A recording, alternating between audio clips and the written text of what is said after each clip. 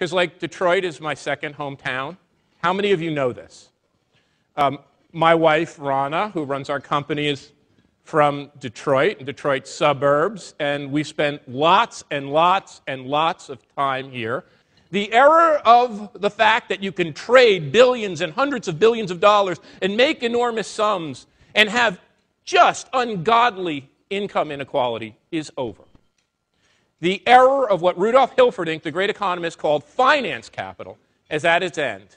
But what is the only remaining real capital we have left? When credit's hard to get, where bank loans are hard to get, where people can't move billions around at the blink of an eye, there's only one source of capital left, and it's the kind of thing we're talking about. It's the kind of capital that come in human beings, in real people, in our communities, and in our creativity. This is our moment. The way out of this time lies in each and every one of the efforts that we are doing, not at the national level, but at the local, the regional, the state, and the provincial level. Why creative economy? Because that's the most innately human characteristic. Human beings are innately motivated to harness, to mobilize, to utilize our creativity. Creativity is this innately human characteristic. It's within all of us. And it's not just about knowledge-based industries or information-based industries or technology-based industries. It's about a much broader set of industries. Now, in this economic transformation, what makes us all the same? The techie and the artist, the musician and the designer, the professional and the entertainer, is our creativity. We are all part of the same fundamental, even though we see ourselves as being different, we are all part of the same fundamental economic transformation and part of the same economic class. At the frontier of capitalism, in the advanced world, the only source of economic growth is one: human creativity. At the turn of just the last century, 100 years ago today, if you look at the US, the Canadian, the English, the European economy, about 50% of the entire workforce just a century ago was working in or around agricultural production. 50%. Less than 5% of us, 5% of the workforce was in the creative economy, which John has dubbed. Science, technology, entrepreneurship, innovation, arts, culture, entertainment, and the professions. Scroll forward to 1950. We had made the transition to industrial capitalism. Now, more than 50% of the workforce worked in or around the manufacturing. We were a blue-collar industrial economy.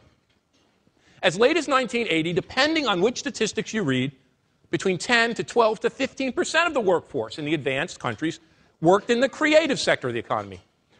Since 1980 and today, we have seen a fundamental economic shift. In the United States alone, more than 20 million new jobs were created in that creative sector of the economy.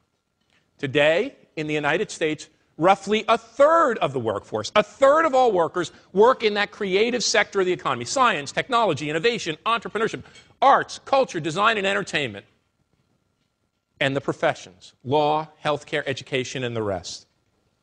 If you divide our economy into three sectors: creative, service, and manufacturing, the creative sector of the economy accounts for more than 50% of all wages and salaries paid, more than the other two sectors combined. How do we upskill? How do we improve the 45% of our economy and the 45% of our jobs that are in the service sector? You see, making a full creative economy which recognizes and values the creative efforts of all, that's the key. Extending the boundaries of the creative economy beyond 30 and 35 and 40. The region that will have long-lasting competitive advantage, and it will be forged in this period of turmoil. The region that takes what we call the first mover advantage, that says we're going to move beyond the current debate. We're not just going to focus on technology and entertainment and arts. We're going to stretch it. We're going to move it out. We're going to bring it to manufacturing, service, across the whole economy. We're going to build one creative economy and one creative society. That's the one that will win. That's the one that will become the model, not just for itself, but for the world. The first principle is that every single human being is creative. That's the first principle. That's the core of the argument. Every single human being is creative.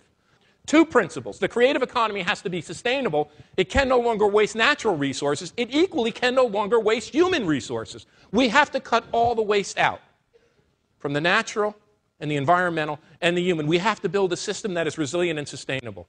Brings me to my second principle. Every single human being is creative. What that means is that creativity does not respect the social categories that we have imposed on ourselves. The social categories that we have imposed on ourselves. You know, if you have kids, you understand this intuitively. Creativity doesn't respect gender, does it? It comes equally in little boys and little girls, equally creative. Creativity has no time for ethnic difference, no patience for nationality. When I wrote Flight of the Creative Class, what was the message there? The reason the United States was a great economy was simple. It has little to do with our raw materials and our market size and this nonsensical thing we call American ingenuity. It has everything to do that the United States was the world's first economy that understood it could prosper by attracting the best and the brightest, the hungriest, the most ambitious, and the most entrepreneurial in the world. From Andrew Carnegie, a Scotsman in steel, to Andrew Grove, a Hungarian at Intel. Creativity knows nothing about race. It doesn't care if you're able-bodied or disabled. That is why openness matters. That is why diversity matters. Sure, it's the right thing to do. Sure, it's the ethical thing to do. Sure, it's the moral thing to do. But if you want to grow, it's one of the most important levers you have. Now, this region has a tremendous legacy of immigration and diversity that I've come to know well. It has one of the most vibrant artistic and cultural scenes the world has ever witnessed in music. And I looked at your Bohemian Index quotient. It's about in the top 20 in the United States, from the MC5 to Iggy Pop to Motown to Smokey and Aretha to Eminem to Kid Rock to Jack White and the White Stripes, all points in between. Think about that legacy. And when I was here last time, I made a challenge. I said Detroit has to belly up to the bar and really respect that and learn how to use that. And I said I know that when the one terminal in the airport is the Iggy Pop Memorial Airport Terminal. It's just a fun, and many others. But recognizing, and in our analysis that Kevin and I and others have done, what we found.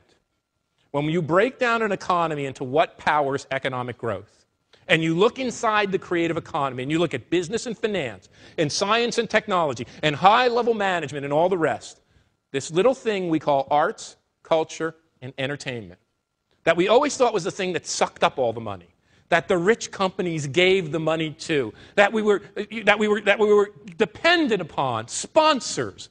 This little thing we call arts, culture, and entertainment, which is a big, big segment of the economy, is as important as business and finance and management and science and technology. It is an economic generator in its own right. So creativity requires harnessing every human being, and creativity requires diversity. And there's a third point to my work. Tom Friedman.